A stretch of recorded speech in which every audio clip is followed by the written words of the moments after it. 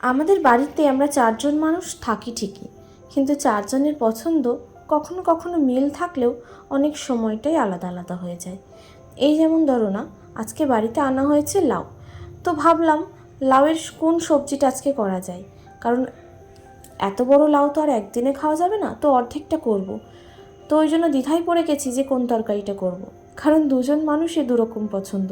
মানে ওই আমার হাজব্যান্ডের পছন্দ হচ্ছে একটু মোটা মোটা করে লাউ দিয়ে আলু দিয়ে যে তরকারিটা হয় সেইটা, আর আমার শ্বশুরমশাইয়ের পছন্দ হচ্ছে লাউয়ের ঘন্ট। তো যেহেতু আজকে রবিবার, চিকেন হবে বাড়িতে, উনি তো চিকেন খান না, ওনার জন্য মাছ আনা হয়েছে, তো ভাবলাম লাউয়ের ঘন্টটাই করি। তো ওই জন্য লাউটাকে ভালো করে খোসা ছাড়িয়ে ধুয়ে নিলাম, তারপর জিরে জিরে করে কেটে নেব, অর্থাৎ যে সরু সরু করে কাটা হয় লাউয়ের ঘন্ট করার জন্য সেরকমভাবে কেটে নেব। তো তারপর এই যে আমার কাটা হয়ে গেছে। যদিও আমরা কম বেশি সবাই কিন্তু রান্না জানি, তবু এই যে লাউয়ের ঘন্টের রেসিপিটা তোমাদের সাথে শেয়ার করছি, ওই জন্যই আর কি বলা। কড়াইয়ে লঙ্কা চিড়ে 5 ফোড়ন আর একটু তেজপাতা দিয়ে ভালো করে ভেজে নিয়ে তারপর লাউয়ের কুচিগুলো দিয়ে দিয়েছি।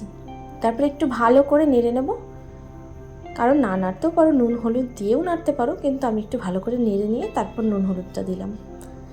তারপরে এই যে নুন হলুদটা দিয়ে একটু ঢাকা চাপা দিয়ে দেবো, তাহলে কী হবে, লাউটা ভালোভাবে সেদ্ধ হয়ে যাবে।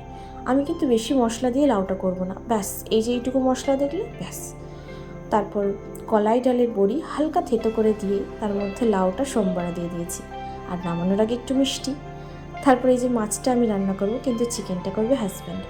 তারপর সন্ধেবেলায় তোমাদের সঙ্গে আবার শেয়ার করছি, ছেলেকে গরম দুধ খেতে দিয়েছি, আর ওদিকে হাজব্যান্ড এনেছে মোমো। তো আজকের এই ভিডিওটা ব্যাস এইটুকুনি, সঙ্গে থেকো, ভালো লাগলে অবশ্যই লাইক করো।